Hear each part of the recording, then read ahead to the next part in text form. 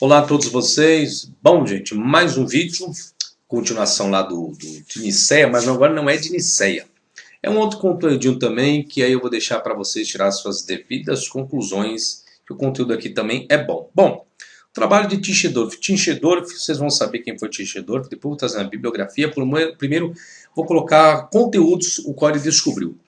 Em 4 de fevereiro de 1859, 346 folhas de um antigo códice foram descobertos na sala do mosteiro de Santa Catarina, no Monte Sinai. E seu conteúdo gerou intrigas através do mundo cristão, junto com outros códices antigos que estavam programados para serem queimados para fornecer o calor do inverno para os habitantes do mosteiro. Então, Tischendorf foi fazer as suas expedições, chegou até o mosteiro do Sinai, encontrou alguns códices, muitos já tinham sido queimados, outros ainda iriam ser queimados.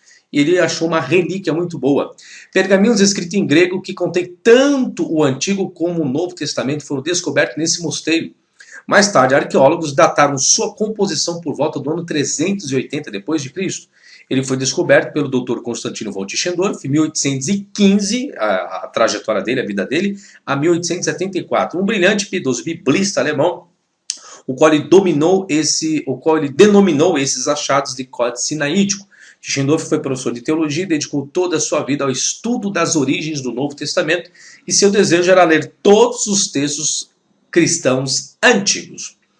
O Evangelho de Marcos, no Códice Sinaítico, aí vem o trabalho que ele declara, atesta primeiro a história de Jesus Cristo totalmente diferente do que está nas Bíblias modernas.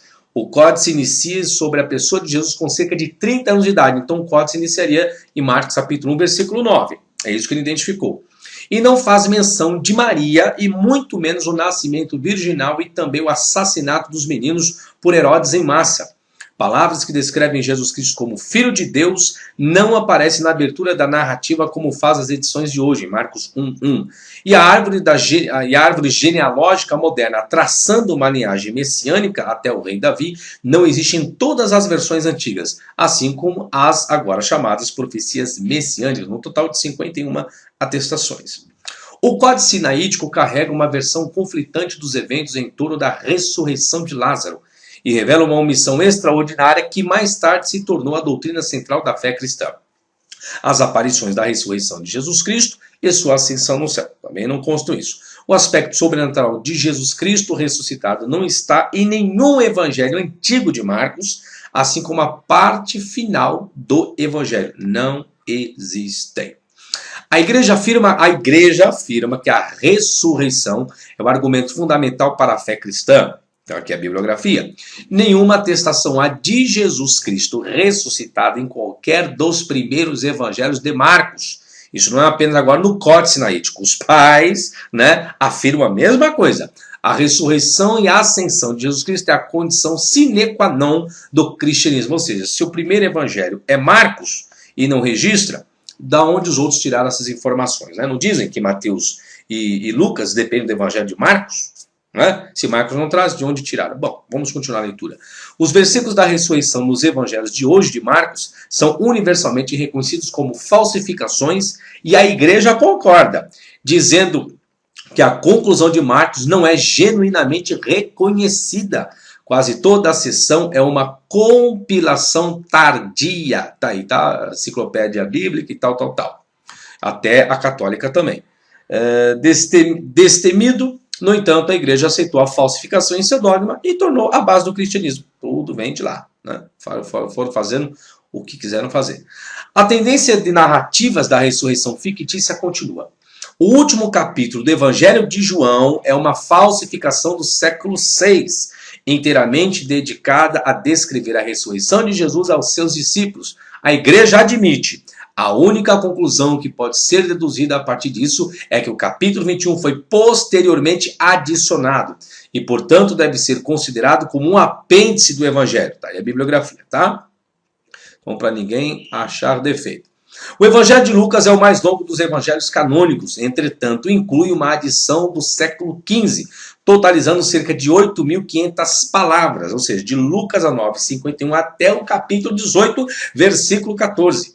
A inserção destas falsificações no Evangelho confunde modernos analistas cristãos e a igreja registra. O caráter dessas passagens torna perigoso fazer inferências. Como foi o caso com o Novo Testamento, assim também aconteceu com os escritos dos pais da igreja. Não foi só com a Bíblia, os pais da igreja também. Onde foram também modificados em outros séculos. E muitos de seus registros foram intencionalmente reescritos ou suprimidos, adotando os decretos do Concílio de Trento em 1545. A igreja estendeu o processo de deletação e ordenou a preparação de uma lista especial de informações específicas a serem expurgadas dos primeiros escritos cristãos. Aí começou toda a bagunça, né?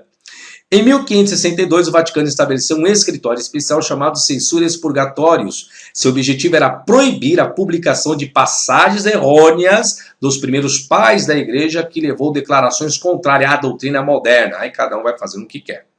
Quando os arquivistas do Vaticano se depararam com as cópias genuínas dos padres ou dos pais da igreja, eles corrigiam de acordo com o índice de expurgatório.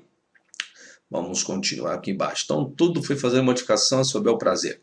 Não foi por acaso que no mesmo ano de 1198, o Papa Inocêncio III suprimiu todos os documentos da história da igreja. A igreja datava todos os seus últimos trabalhos, alguns recém-criados e falsificados, que continham a expressão final de sua história. Sua técnica era fazer parecer que os escritos pelos pais das igrejas fossem compostos antes do primeiro, segundo e terceiro século. Então, é isso que é as bibliografias que vão dizendo aí. Cada um tira suas devidas conclusões. Parece que os atuais títulos dos evangelhos não são dos evangelistas. Eles, a coleção do Novo Testamento, são fornecidos como títulos que, no entanto, nos registros antigos, não existem os respectivos autores desses escritos. Então não existe título que tenha hoje aí. Não existe, isso aí foi dado, tá? Se você não sabia, está sabendo agora. Mas quem escreveu? Não se sabe, era tudo anônimos. O Novo Testamento todo foi escrito os anônimos, depois que os pais da igreja deram nomes, tá certo? A igreja afirma que os títulos dos evangelhos não se destinavam a indicar a autoria, mas que foram acrescentados, foram fixados a eles. Está aqui a bibliografia, a própria enciclopédia católica que diz isso. Portanto, eles não são evangelhos escritos segundo Mateus, Marcos, Lucas ou João, como se declarou publicamente. Hoje todo mundo pensa que foi, mas está aí a prova que não foi, tá? A questão importante, então, é perguntar o seguinte: se o Novo Testamento não é histórico, o que é? Tischendorf forneceu uma parte da resposta quando ele disse, em suas 15.000 páginas de notas críticas sobre o Códice Sinaítico, parece que o personagem Jesus Cristo foi feito narrador para muitas religiões. Isso explica como as narrativas do antigo épico indiano, o Mahabharata, aparecem textualmente nos evangelhos de hoje, Mateus 1:25, 2:11, 8:1-4, 9:1-8, 9:86, por assim se vai. E por passagem dos fenômenos do estadista grego Arato de Sicyon, que estão também no Novo Testamento. Isso aí Tischendorf verificou e encontrou. Extrato do hino a Zeus, escrito por Cleantes, o filósofo grego, de 381 a.C., também são encontrados nos evangelhos. 207 palavras de Thaís Menando, de 343 a.C., são encontradas no Novo Testamento, como se vê em 1 Coríntios 15:33. Paulo cita a comédia de Menando dizendo: as más conversações corrompem os bons costumes. Ou seja, isso não é de Paulo ou de Apolônio, né? Isso é de Thaís Menando e está na Bíblia que os senhores têm em mãos, tá bom? Como também Atos 17:22-34, Paulo no versículo 28 cita a Crética de Epimênides, que diz: porque nele vivemos e nos movemos e somos. Isso também é desse autor Epimênides, tá bom? E o Faenomena de Arato, porque somos sua geração, usando esses dois poetas para estabelecer seu ponto de vista. Então tá aí um trabalho aí, depois os senhores dêem uma pesquisada, informando os senhores que já está pronto os DVDs das deturpações de Mateus a João, tá? Estará no site a partir de sexta-feira, tá bom? Então quem quiser adquirir aí mais um conteúdo para os senhores pararem, analisarem, Walter, eu tenho muito material aqui desse porte complexo, de arrepiar os pelos do braço, coisas que vocês nunca tinham ouvido, que estavam em oculto, E agora estou aí trazendo informação para os senhores tirar as vossas conclusões, tá certo? Eu estou apenas aqui transmitindo aquilo que eu venho colhendo de informações. Então, muito obrigado, até a próxima e tchau, tchau.